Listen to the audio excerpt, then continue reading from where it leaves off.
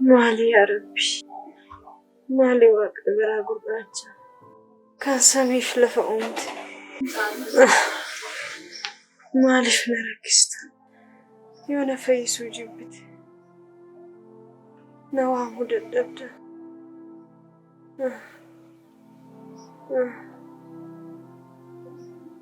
توكتي ألقو وبوليسان قبدو وبوليتين قبدو بوكي تاتي بكي كيس جرافو شيت دو أنا سوداتي سيمالي دو أنا نافقورجا مالو أرمي أكس جتي مرمانا تجينا يهدون ألبين وادي نني بدي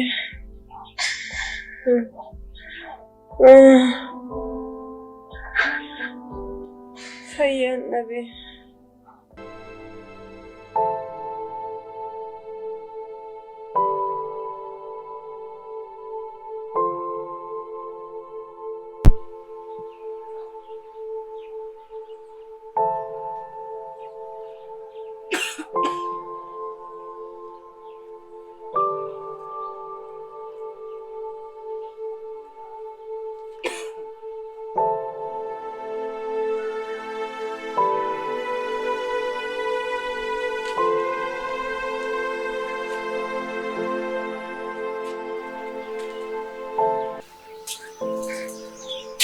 President.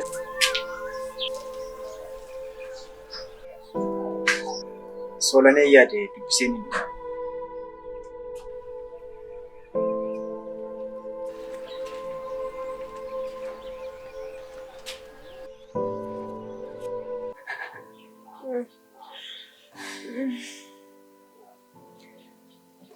مالو فيا فيا إفادوناوي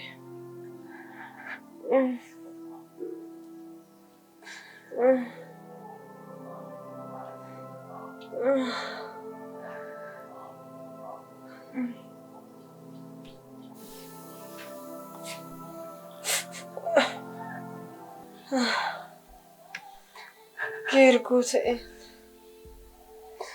سريت قليل شولاني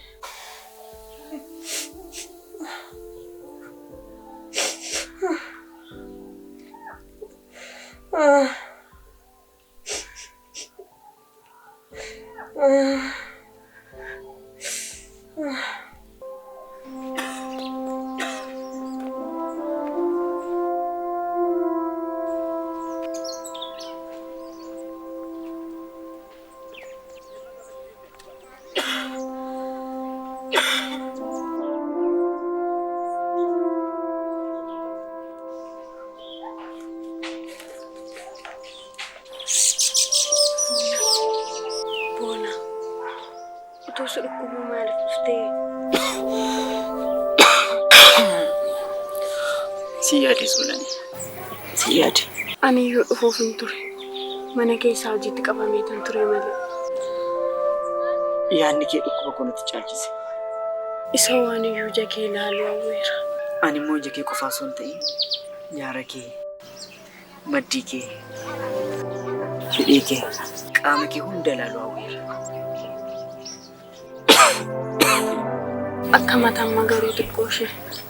Qofaaf mataa dhukkubbeellattan maatii malee. Homaan jedhu.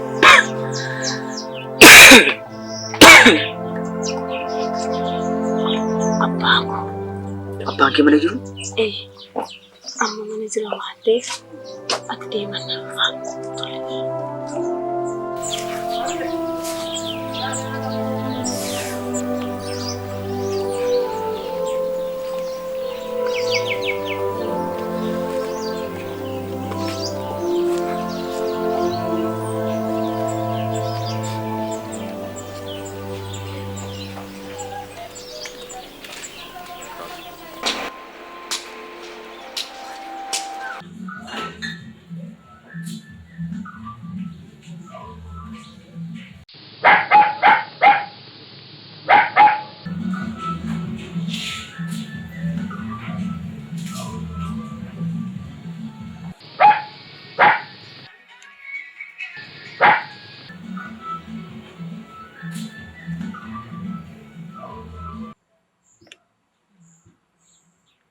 Mali obbo Agaa walii galteen keenya akkas ture.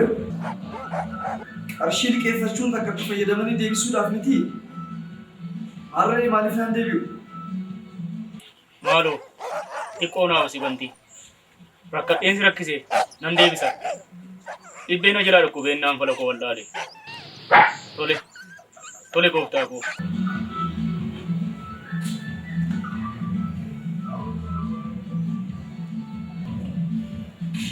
Hiyyeessaaf qarshii kuma kudha liqeessuu mannaa tola kuma tokko kennuufi wayya.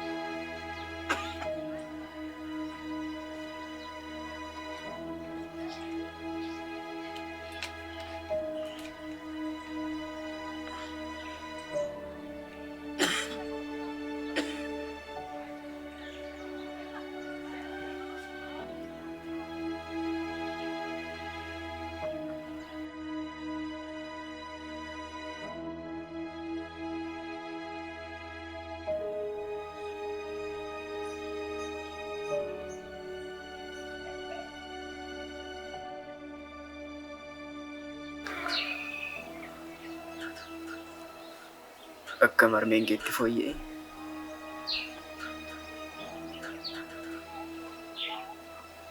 Omaa fooyya'uu hin dandeenye. Dhukkubaatti jira.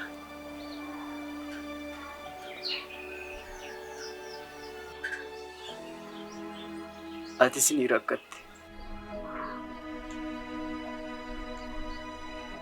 Anaan garuu halkanii guyyaa kan na dhiphisu waa'ee keeti boona. Waa'ee koo maaliif dhiphatta Soolanii?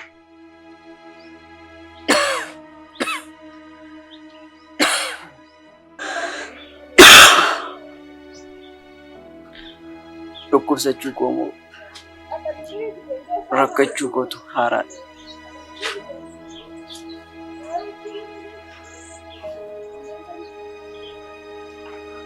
Ansi lattuu rakkinaaf an uumame.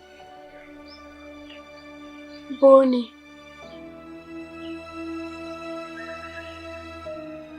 ati rakkinaaf hin uumamne, ati anaaf uumamte. Kanaaf waa'ee kee dhiphadha.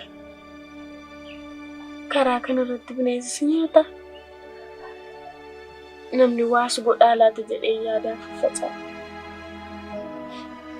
Yaadni koosii waliin qorra keessa.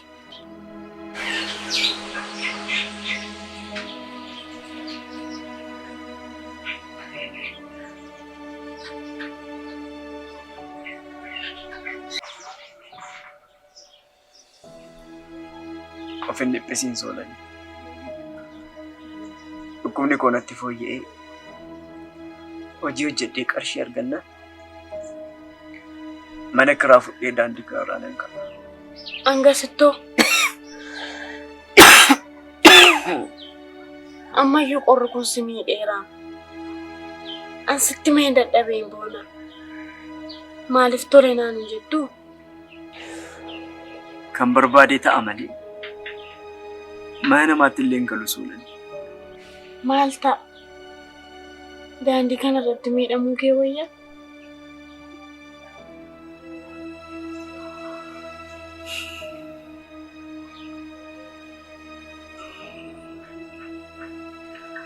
Waggaa 15 guutuu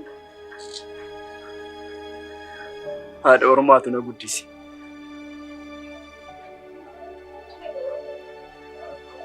Haadhaaf abbaa malee guddachuun kun waan meeqa na agarsiiseera. Namni hunduu tokko mitiin boona. Amma yeroon darbutti maal ta'a? Ta'us eenyutu dhukkubsataa mana isaatti galcha Soolanii?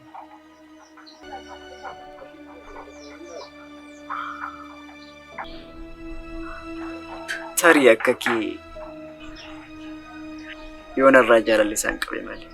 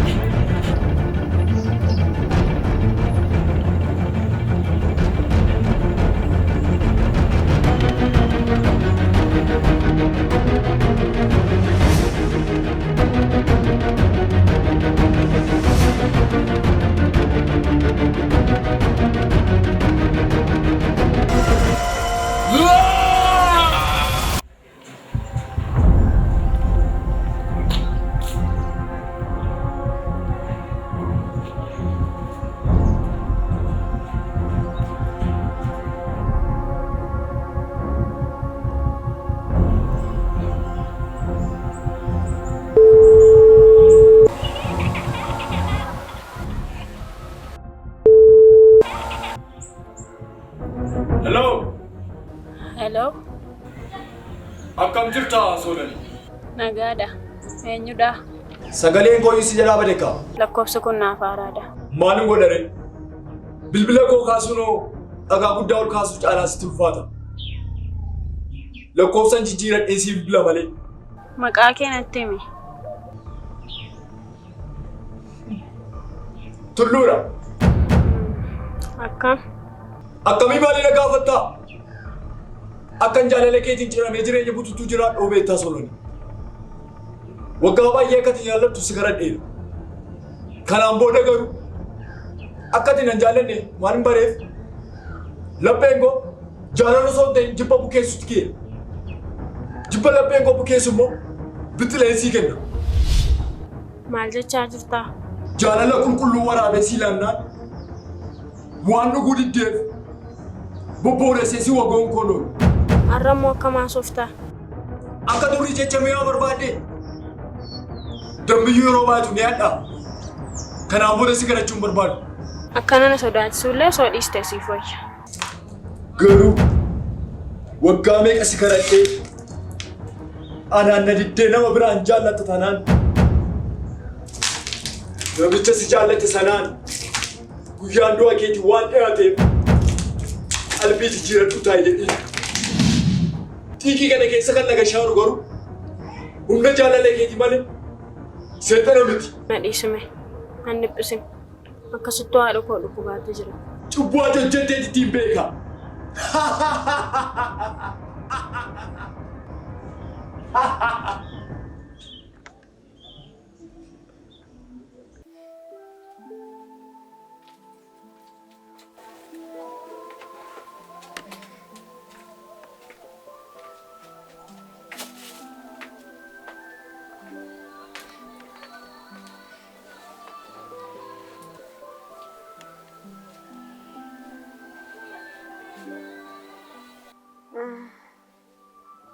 Emma amma immoo akkam xiqqoo ishee.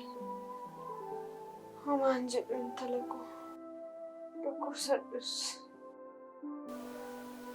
Kaleessa darbee. Har'a gaheera. Laphee kana jala.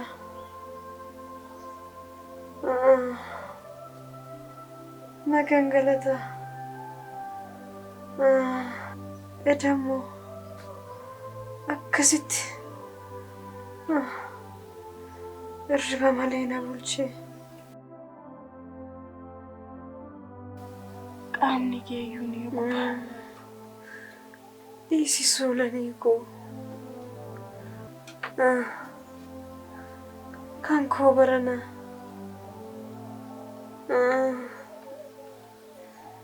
Hin dubbatamu. Abbaan kee sababa dhukkuba koo liqiitti galee iddoo namaa baate.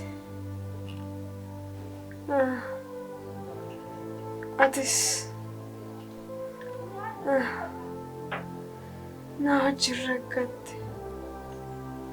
Akkasin jedhin armee ammaanan ta'e nan dhukkubsadhe.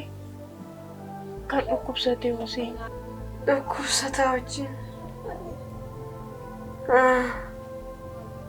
Rakkachuu mannaa ofii dhukkubsachuu wayyaa.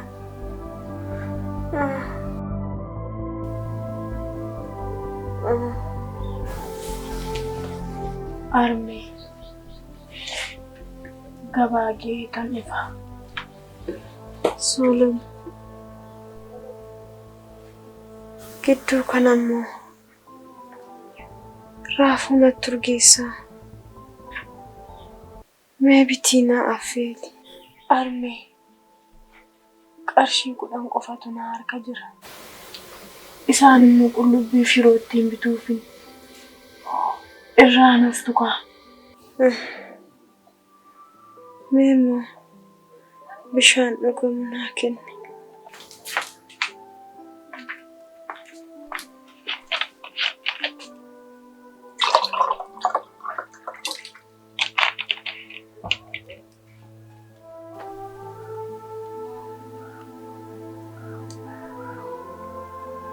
Yeroo biraan bitee si affeela.